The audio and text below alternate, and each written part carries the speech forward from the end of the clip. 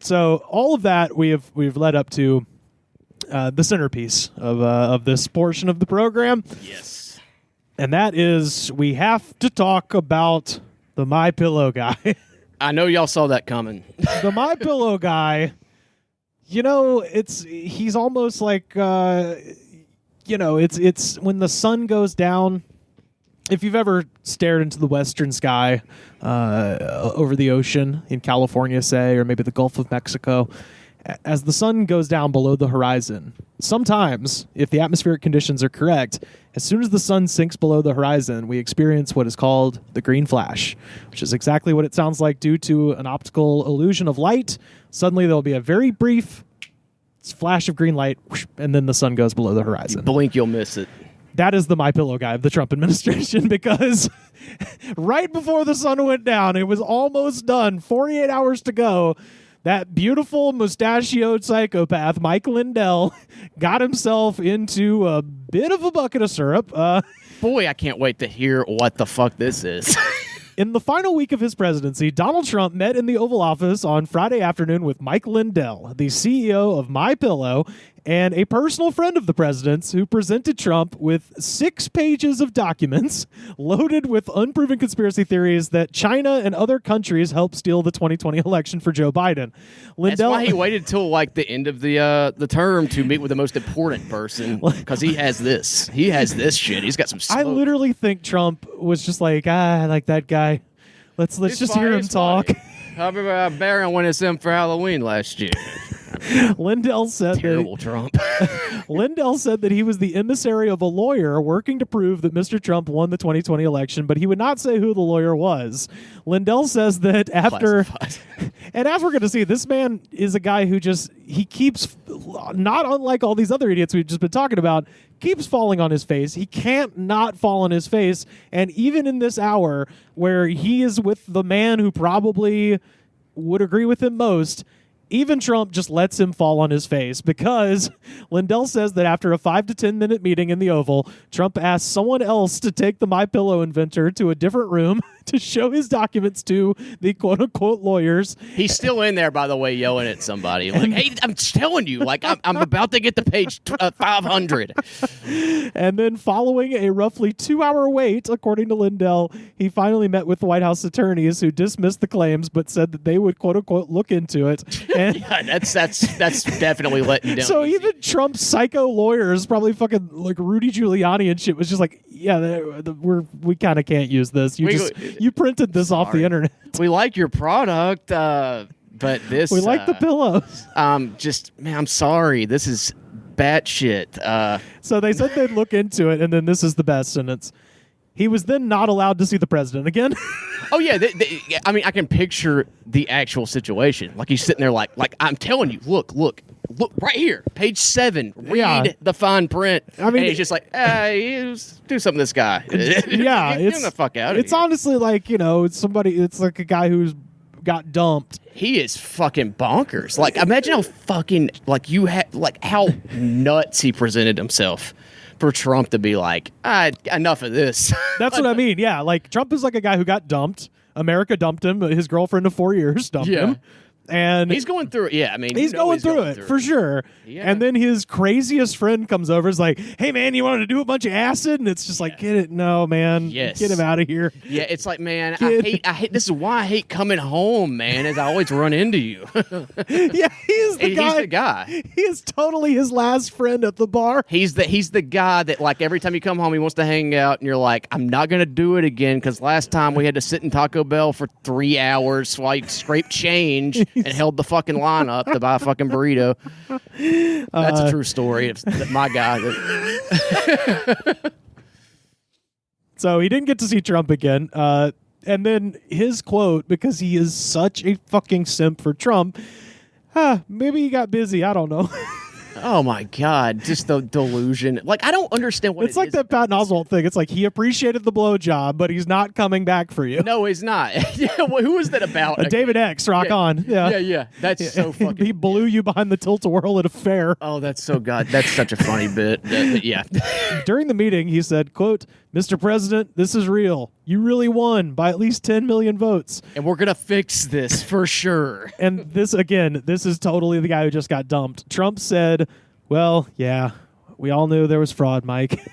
And then Lindell said he was upset to hear that this was happening to people who backed him for all these years. He said, "Can you believe how they're treating you out there?" He's just like, I think with Trump now, he's like, he knows it's ending. He's bummed about it. Make no mistake about it. Of course. But I think deep down, he just, from the get-go, didn't want to be president. Well, he doesn't could you, I mean, the pressure of being president, it's just you can't, yeah. He can't do that. He's just not equipped for it, clearly. Right. But me and you aren't equipped for it. Could you imagine constantly, that job would suck ass. It's not a fun job. It would suck. It would suck. And he knows that. Yeah. But he was like, but I was the fucking president. Right. Well, and also consider the circles that Trump at least attempted to run in before he was the president. Right.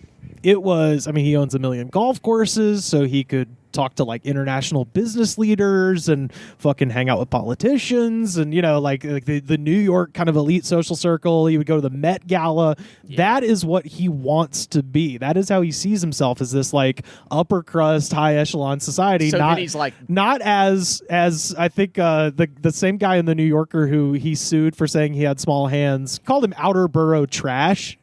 Because he's from Queens, Oh man, that's some definitely like highfalutin New York shit. Right and there. but that is the thing that he hates, is he wants to be a Manhattan guy, but he's at the end of the day, he's outer borough trash. He's a Queens dude. He's a Queens dude, and this guy, Mike fucking Lindell, who's just this dipshit from Minnesota who owns a pillow factory. He's kind of like just hammering that home even further. Trump hates this guy. He has to. I mean, he does nothing but support him publicly, but deep down, Trump doesn't want to be hanging out with the MyPillow guy. No, yeah, I think it's slowly sinking in with Trump right now. I think that was a big like fucking epiphany for him when that guy came in with that bullshit. That he's like, man, this 4 years seemed, like. It, came and went, and it was really, there was a lot of highs. I was at the top of the fucking world. It was hard.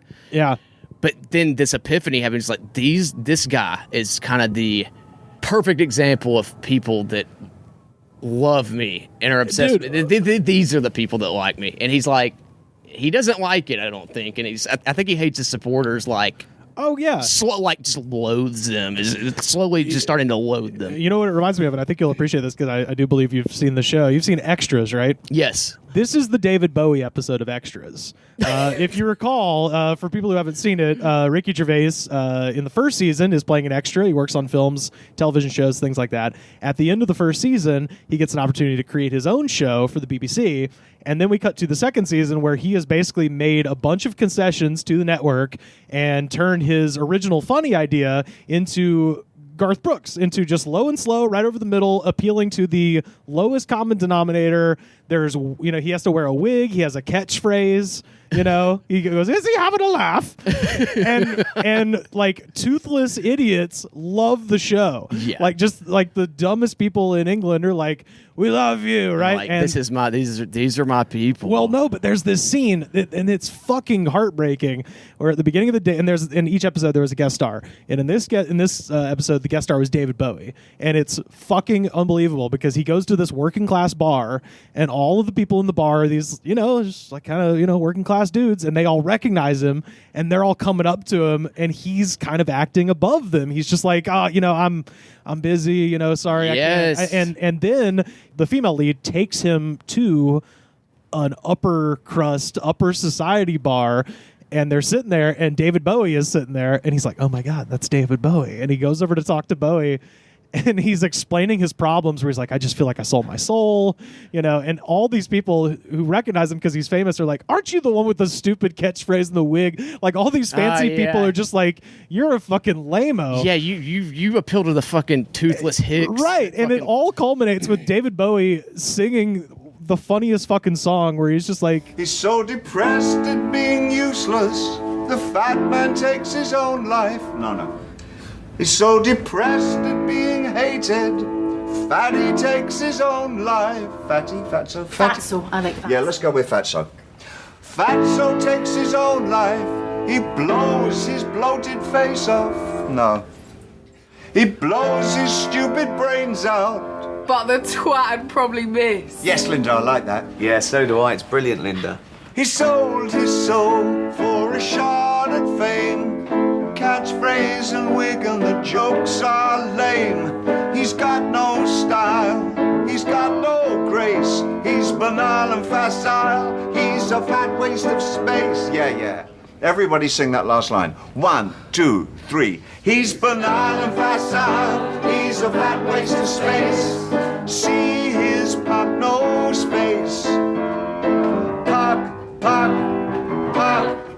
again. See his pop. And then the episode ends with him going back to the working class bar and absorbing the love from the fucking rubes. Because that's all you have. Because that's all he's got. And this is exactly what that this is the MyPillow guy. This is Trump. So you think he's going to embrace it, maybe? Why he should? I think he should, but I don't think he will. I don't think he will, I yeah. think he'll die, like, still trying to fit in with the Manhattan upper class. He will die mad that he'll never be allowed to the Met Gala again. Yeah. They will never let him go to the Met Gala ever again, and he will be mad about it from now until that man is dead. Yeah, to him, his presidency was a double-edged sword. Like, he was president, sure. It's a monkey's paw. But yeah, exactly. Because the presidency should theoretically give you the legitimacy to go to any Manhattan social club you want. But you just made it so much worse. And but like, because he couldn't stop being himself, he fucked the dog. All the upper class, like, they should respect you. But they don't. But they don't, and they never will. And your family either. And and it's like, honestly, man, it's because of your presidency. If you hadn't done that 4-year term and stayed out of it, man, you'd still be Trump. I never liked him. I thought he was, I've always, but he would still, have some kind of legitimacy. Yeah. Like could maybe go to the Met Gala again, to put it, But yeah, so long story short, the MyPillow guy printed out a bunch of dumb shit, took it to Trump, and Trump humored him for 10 minutes and was like, all right, Mike, we'll see you later. Patted him on the ass, and that was it. That was a labor of love for the MyPillow guy, that fucking, that big document full of bullshit that he brought. And he's so delusional that he doesn't see that he just fucking wasted so much time on that. Yeah, well, and because Trump disease is catching, this happened right before I came up to Birmingham. So this is from CNBC this morning. During an interview Monday evening with the Right Side Broadcasting Network, Mike Lindell, the MyPillow guy, said, quote, I just got off the phone with Bed Bath & Beyond. They're dropping MyPillow. Oh, so, man, he really did fall on his fucking face. The next sentence, I also just got off the phone with Kohl's. They're also dropping MyPillow. Also, yeah. Yeah, that's Target. I'm getting a text right now. Target has dropped MyPillow. HEB, I read, so this guy, He's done. He's got that Trump stank on him, dude. And he got nothing out of it. Zero. The Trump would He got humiliated. The MyPillow guy has contributed so much money to Trump, and he got 10 minutes of his time. And it was all just humiliating. I mean, yeah, ultimately. Maybe not to him, because I don't think he fucking knows. Well, no, because what happened was he brought this thing to Trump. Trump was like, yeah, show it to our lawyers. And then he just fought with the lawyers for 2 hours and had to leave. And it was like listening to a fucking little kid show you his fucking toy. Right. Essentially. They're like, yeah, man, we did this already. This was the thing. Yeah. Remember the drunk lady at the court? Yeah, they keep looking at their fucking watches. So this is from the New York Times. In July, he met with President Trump at the White House to push an unproven treatment which had a financial stake, oleandrin, as a therapeutic cure for the coronavirus. He is close with Dr. Ben Carson, that's former secretary. That's legit. There's some legitimacy there. It's probably like some kind of fucking cream you rub on yourself or something. What a fucking dunce. And then I love this sentence. But ultimately, Mike Lindell has long been dismissed by most of the advisors to the president as a quote-unquote nutso. And that's pretty fucking bad. No, when Stephen Miller is like, oh yeah, that guy's crazy. No, yeah. It also, when you hear yourself say like, no, listen, it sounds crazy that I this quick have found a cure for COVID. Listen, here's the kicker. Ben Carson endorses it. Like he's checked every fucking detail of it, and it is Dr. Ben Carson approved. That's when you know it's going to kill you. Like, Jesus. So it looks like this is the last time we're ever going to have to talk about the MyPillow guy unless he runs for president himself. Oh, I think that there's more to come for this guy. He's got something else in the works. He's gonna create a vaccine that kills way more people than COVID did. So I just wanted to run down some fun facts about Mike Lindell and get your opinion on these. Okay. So Lindell has a book. The book is called "What Are the Odds? From Crack Addict to CEO." Okay. And then this should get you really excited. He and his friend Stephen Baldwin plan to turn the book into a movie as part of their new venture, producing inspirational Christian films that "quote unquote" aren't cheesy. Lindell says. So much information.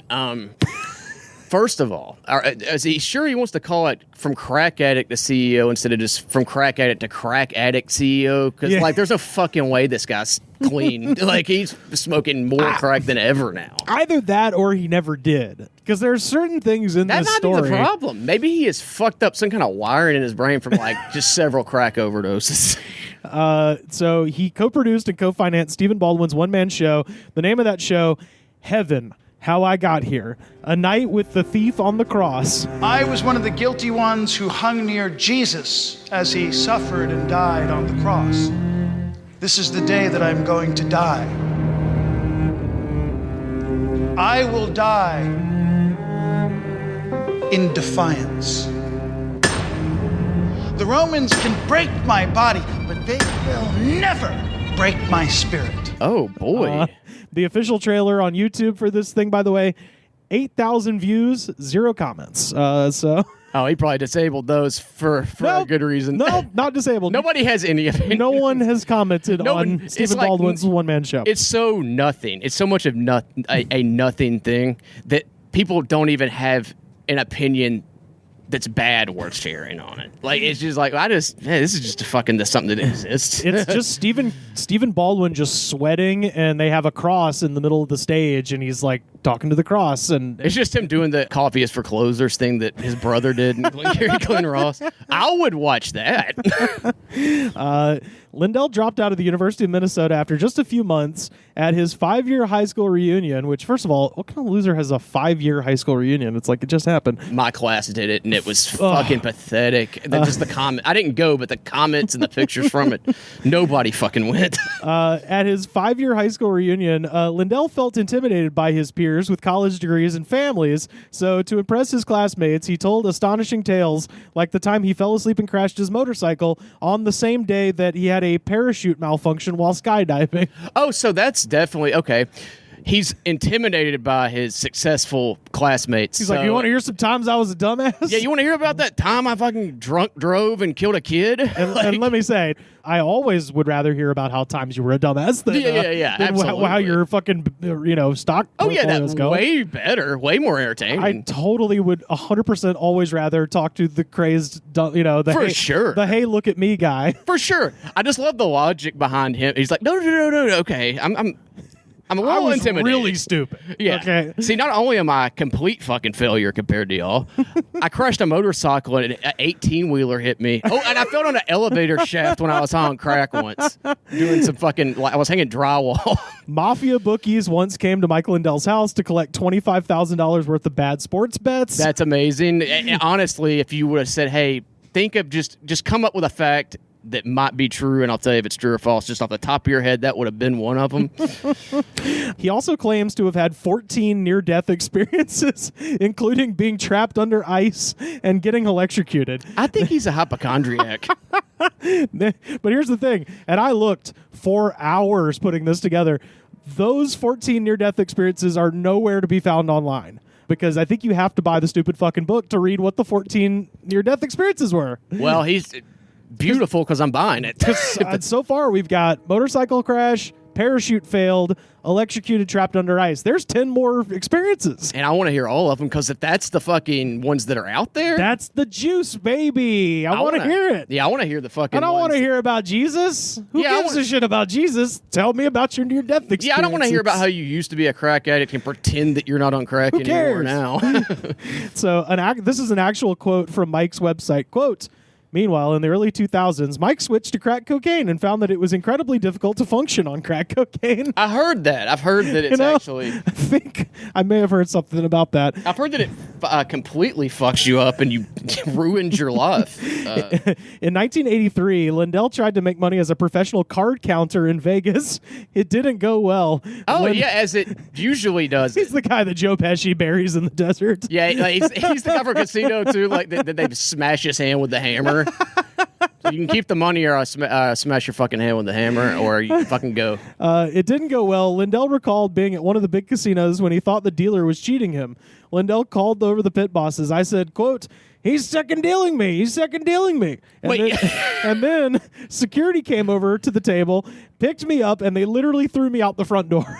Boy, man, I don't know. This guy's life is just a disaster. I mean, think about what I just read. He just gave millions of dollars to the president, and the president was like, "Okay, Mike, see you later." That Gave makes him 10 you minutes. Like, it's just the latest in a string of hilarious misfortunes. Yeah, because that's actually in comparison nothing compared to the other ones. This is the Cohen. That's the part Cohen of it. one. Yeah, You gotta get the MyPillow because he's even from Minnesota. It's perfect. He's the serious man. He keeps just horrible things keep befalling this moron. Dude, this guy's lost a disaster. It makes you think like that. The MyPillow thing, it was just a fucking complete accident that he stumbled a bit onto. Like, that's the one good thing that's ever happened to him, and he fucked it up recently. Lindell's other zany business ventures include... This is the best thing I've ever read. Including trying to raise pigs. That went south because the pigs broke out of the pen that he had set up in his suburban residential neighborhood. And then... And also, they were just like, "Hey, I think we have a homeowners association meeting about this, and you can't have a farm here. This is not a farm, man. Yeah, you can't have 80 pigs in your fucking backyard." Yeah. Could you imagine like the mess they made in that neighborhood too? The smell alone. Yeah, or I would kill this man. It was probably a trailer park. Like, no, even if it's not. No, it says it was a suburban residential neighborhood. So this means there was a homeowners association. They probably gated it even. Yeah. Yeah, and this idiot just had a bunch of pigs, and then he says they all went wild in this fucking nice neighborhood. Shit, I'm telling you, this is a goddamn movie. It's hilarious. I'm losing track of all the movies. I don't even know where to start. This one, man, because I know it'll take 10 years to write. Lindell once tried a food truck business. He bought the food truck and went to the biggest business in town, forcing his way in to see, and this is going to happen again, forcing his way in to see the boss and promising free sandwiches to everyone in the building during a 1-week trial. The boss gave the go-ahead, quote, "He liked that entrepreneurial spirit," Lindell said. Oh, yeah. That sounds like an Eric Andre bit, like for his show. Like he just like try my nasty sandwiches. Yeah, how long have you been cooking? 2 weeks. Okay. Yeah, he pulls up at like Trump Tower and fucking just hands out like uncooked fucking salmon sandwiches with mayonnaise on them. That's just an Eric Andre show sketch.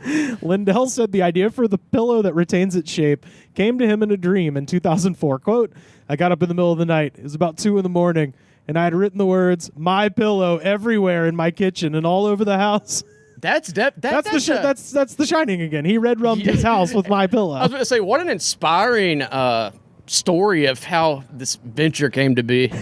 So, like, I was on a crack bender and couldn't sleep, and then just fucking wrote MyPillow and lipstick all over the fucking house. They do mention that it's like Lindell has had trouble sleeping for years, and I'm like, I wonder why. Maybe the crack. It might be the crack. I think crack makes you not sleep. And by the way, he said that he wrote MyPillow everywhere, and his kids came in and were like, "Dad, are you okay?" Like, literally, there was that scene. And then his wife was just like, "We're going to my mother's," and you'll hear from my attorney. I'm just going to keep referencing movies. It's Close Encounters. He's building the volcano. Yeah, exactly. He's building Devil's Tower. He is Richard Dreyfuss at the fucking dinner table. Don't you see? Look at it. Yes. Okay, Dad. And this is probably the most well-known thing about the MyPillow Guy, but it's hilarious. In March 2008, Lindell said that he was awake for 19 days doing crack. How is he alive? That would kill a normal person. So I got that number because in all of the news reports it says 14. But I found an interview with him where he goes, "Oh yeah, it was actually 19. I just told him it was 14 because no one would believe it was 19." And I was like, okay. I kind of don't now, man. Yeah, Could you I kinda- imagine just what that does to your brain? Like, I think that one incident really made it go way worse for him. So he was up for 19 days doing crack. He tells an incredible story about hiding out from the cops at the home of his primary drug dealer, Lee. And now this is where I'm like, because other articles say that this guy's name was Ty. So I don't know what to believe. But anyway, we're going to go with Lee. During this binge, Lee put out word on the street that no one was allowed to sell Lindell any more drugs until he got some sleep. Quote, he told them, if some crazy white guy with a mustache wants drugs, don't sell to him. That's when you know you're pretty, what do you call it? You got a problem? Yeah, you got a problem. No, they call that a functional crack addict. Yeah. That's what, he's like a crack addict, that makes other crack addicts dude. He's a dysfunctional crackhead. You need to get your shit together, dude. So he told them, don't sell to him. And sure enough, when Mike went out on the streets of Minneapolis that night, he couldn't buy crack anywhere. Lindell walked up and down the street waving $100 bills in exchange for $5 worth of crack and nothing.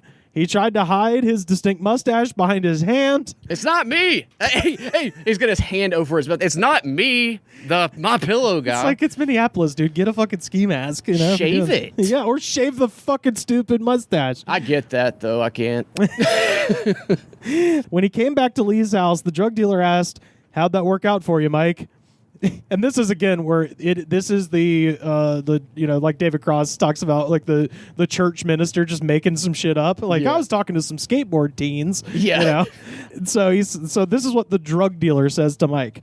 Mike, you've been telling us for years that MyPillow was just a platform for God and that you're going to come back someday and help us all get out of this crack addiction lifestyle that we're leading.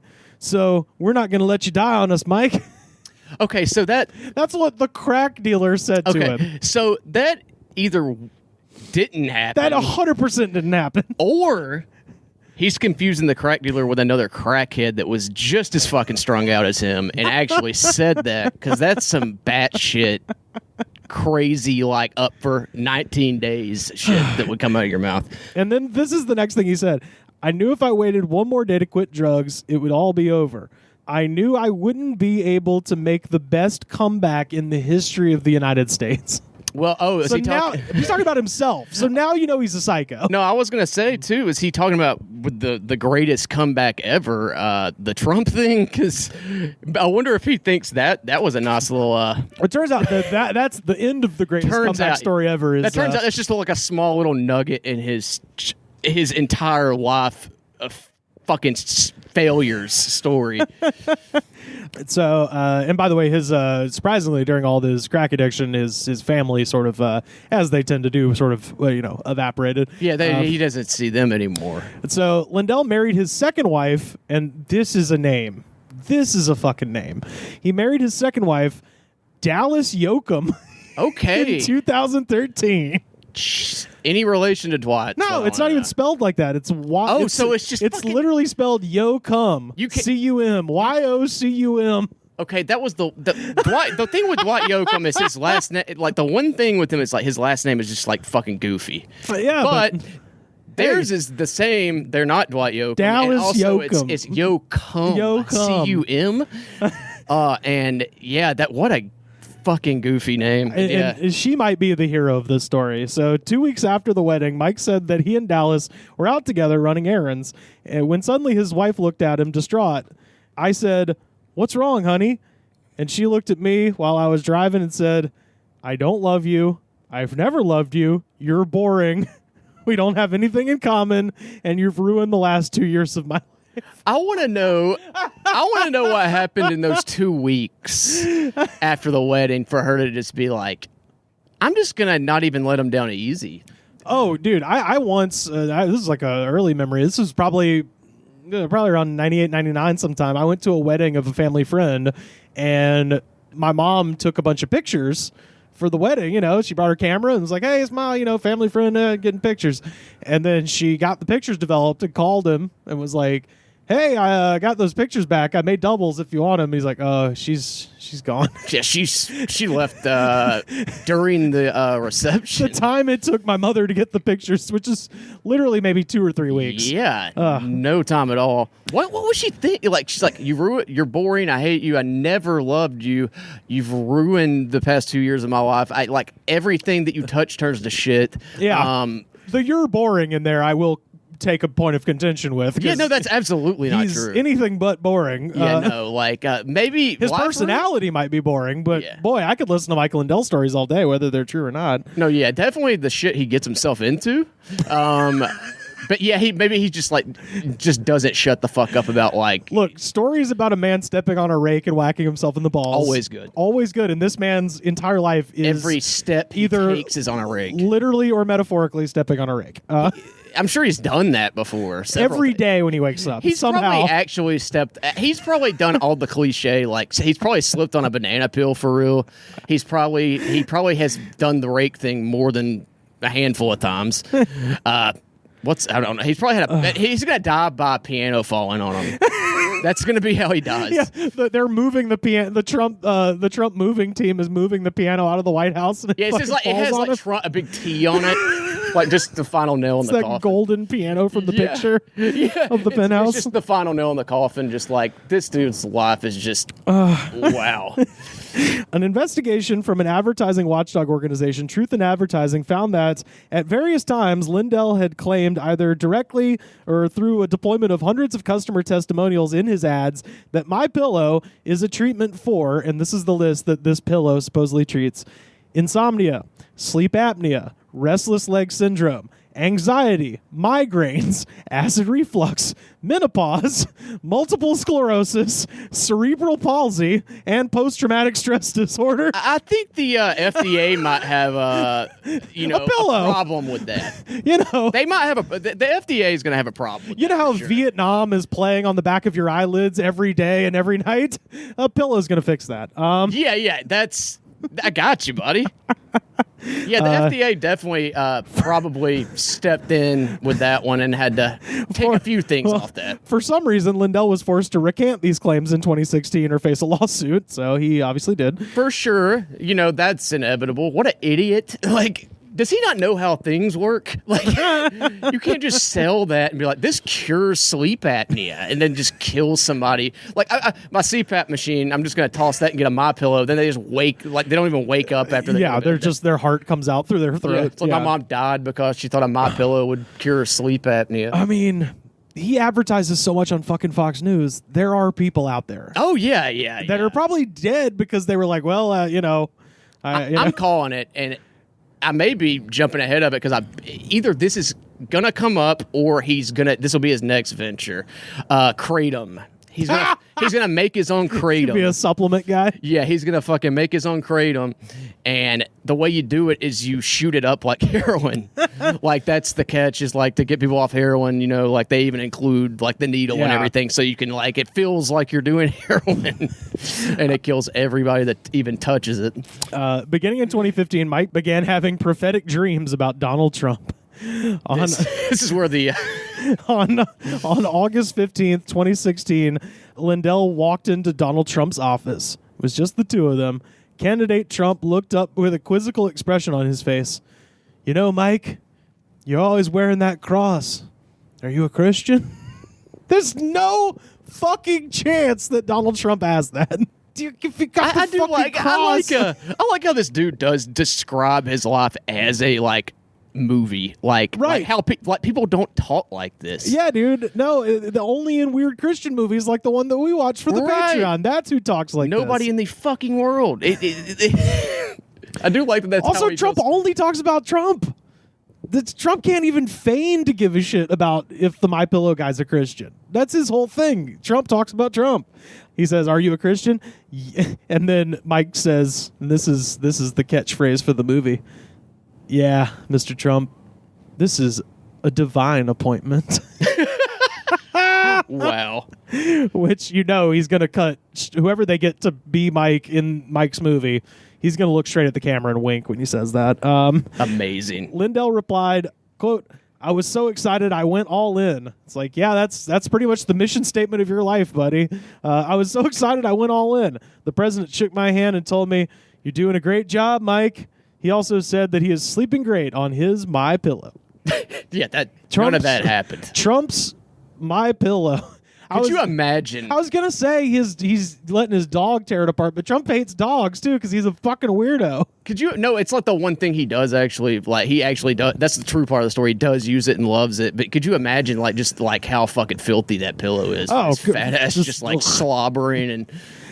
Yeah, it works for my. Hey, it cures my sleep. I don't have to do sleep apnea. I don't have to do CPAP anymore, and he's just drooling. That would on be it. the one contribution that this guy made is tricking Trump into that curing sleep apnea and having him choke on his own fucking drool.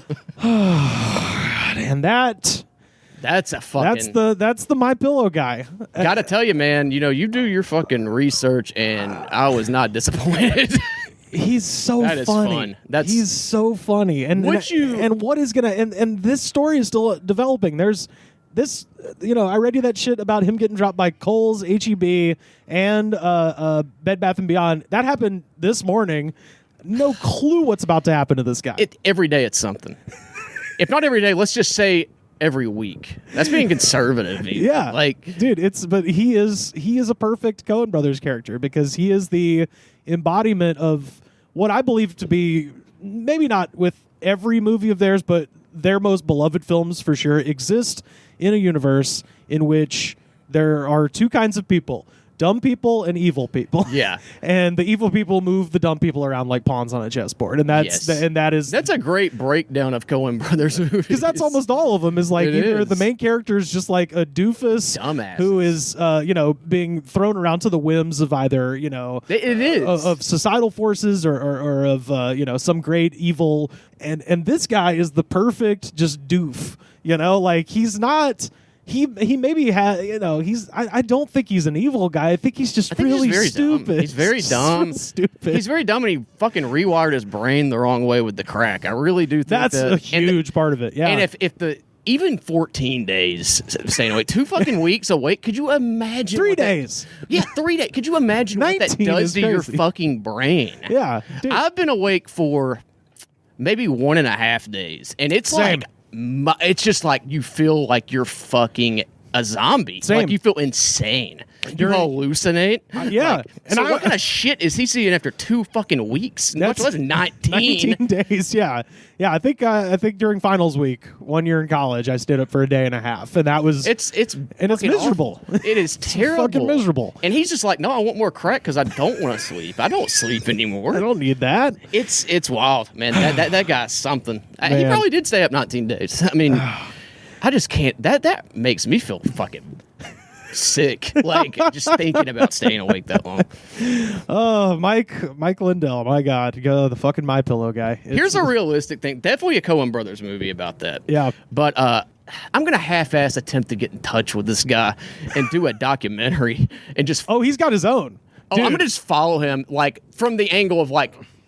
Just the biggest fuck up ever. Oh, from an unbiased, I'm not gonna fucking, like you just watch it and you take from it, however you want. So it's like I'm not making fun of him. You just watch how this guy operates and you form your fucking opinion. Right. And no, he's got his own documentaries. He's got his own podcast. He's got like a whole thing. Like I'm not going to sleep for 2 weeks now because I'm going to stay up watching these. Go to mypillow.com. He's got like shitloads of content. He's a fucking content He has all machine. his content on the MyPillow side. Oh yeah. Here's my InfoWars style podcast about conspiracy theories on my product's website. Well, and what's crazy is, speaking of InfoWars, the MyPillow guy advertises on every right-wing radio show and podcast across the board. Ben Shapiro, fucking Tucker Carlson. If you got a TV show, radio show, or podcast and you're a pretty popular conservative, MyPillow guy advertises on them. So he's like the what do you call it? Stamps.com of right-wing stuff. Yeah, exactly. Well, and Stamps.com fucking advertises on those too. But everybody's got to have stamps, I guess. So he's on all of them, right? Yeah. The one that he isn't on is fucking InfoWars. And my prediction, I'm looking at my crystal ball here, because all these companies keep fucking dropping him, he's going to have to sell factory direct. right? And Alex Jones is now currently on a campaign against QAnon.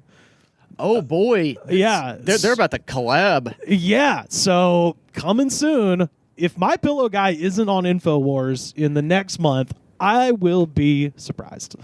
Oh, MyPillow is about to cure more than just sleep apnea. There's going to be a lot.